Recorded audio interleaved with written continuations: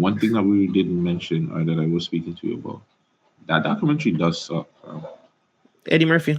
The Eddie Murphy documentary was terrible. To me, it was just like I watched a documentary where it was just all good. The only pain the man really spoke about was like Charlie Murphy died. And his somebody else, I think his pops. His pops too. Maybe, but it wasn't like that deep. Not like, deep. Eddie was so safe.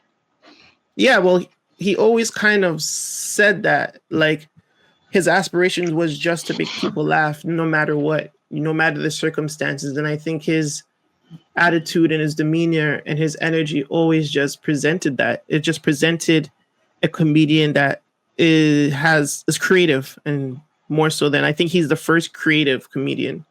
And one of the first creative comedians in that whole fucking spectrum of Robin Williams and all the guys that he was coming up with. And there wasn't, you know what though, actually, there was trauma, because of the trauma of knowing his legends, being with his legends, and watching his legend, like watching his OGs pass, like Rick James and what's his name, the other funny guy that had passed, the guy from SNL passed, like all of the people, and Michael Jackson passed, Prince passed. So I imagine it's like survivor's guilt. I feel like if he has survivor's guilt and they never let it out in the documentary, I think that was a bad thing. Because talking about that more, he has the ventriloquist with Cosby, and that's probably a letdown to him too. Cosby and Richard Pryor Mooney. And Paul Mooney, all of his dogs, my nigga. Like that shit's dark, fam. Do you understand what I'm saying? That was weird. That was dark, fam. Like when I was watching that part, I'm like, yo, that's kind of like, why you have those dogs, cuz? Like, why? That didn't even make sense to me. I understand because remember, his mom gave him a ventriloquist doll to start off his little funny man journey when he was a kid. So that probably became something that carried on with him during his life, and his depictions of other people in his stories is kind of like ventriloquism, because he's not acting himself. Like, I'm telling you, he's kind of fucked up if you think about it up here. He's not right. But that's why I'm saying the documentary didn't show. I felt like the documentary was just too safe, man. It wasn't a good, like, to me, it was just like, I need a documentary to show the pain, the struggle. I didn't see no pain, no struggle. You know what I'm saying? Like, you didn't even see him, like, coming up and saying, oh, okay, well, I had problems getting here, or I had problems getting, like, you know what I'm saying? The man just got in, did a 1-2 high school things, and he was just a guy. Yeah, you're right. Even I think the Charlie Murphy passing should have looked like it affected him more on camera too, and it didn't really. It kind of looked like, okay, I'm kind of like, I guess, healed, and I'm like a healed Eddie Murphy in a sense of that is kind of like, yeah, it doesn't make good documentaries still. It doesn't make a good documentary. Yeah, it's like watching one of them serial killer documentaries, but the nigga don't kill nobody. Like Ed Gein. He never really killed any. He killed 2 girls and dug up graves. Like, that's pretty bad. Kill two women. But it's not. But a serial killer, like, I wouldn't call him a serial killer. I'll call him a killer. A murderer. Like, he's a murderer, exactly. Like, and you catch your 2 bodies. Like, niggas in the hood caught more bodies than you, bro. You know what I'm saying? No, it's real.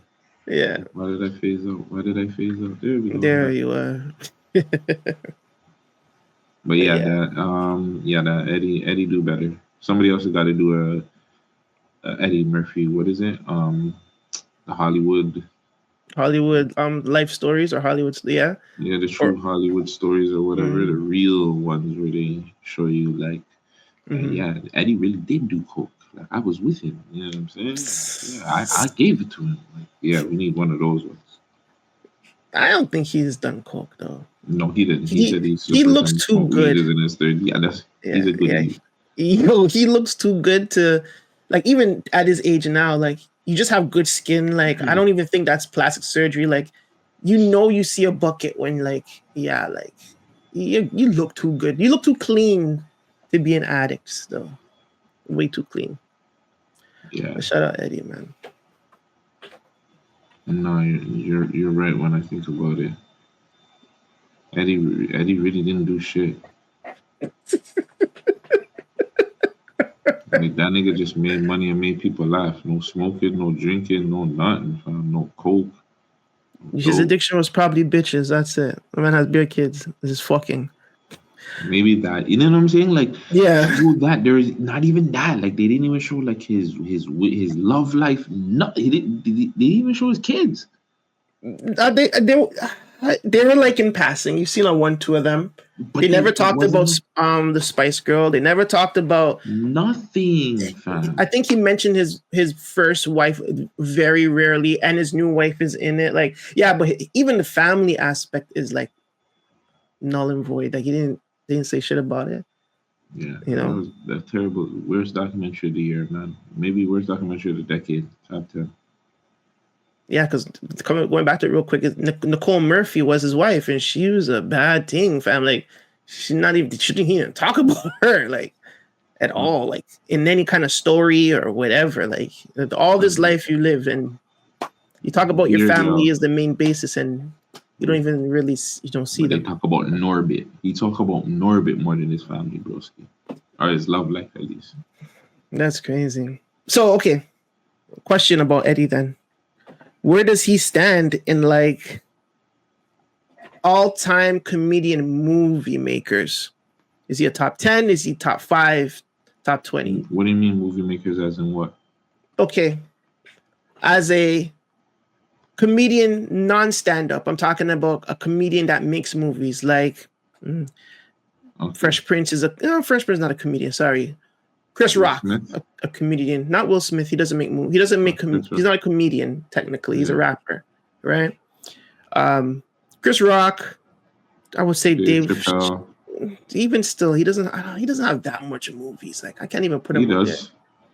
He has a few. Like if Okay. you go check it, his movie, it's not obviously like my boy, but he has a few. But I know what you're saying, like Chris even a Tucker, Jamie Martin Foxx. Lawrence, Jamie Foxx. Yeah, like, where does he stand?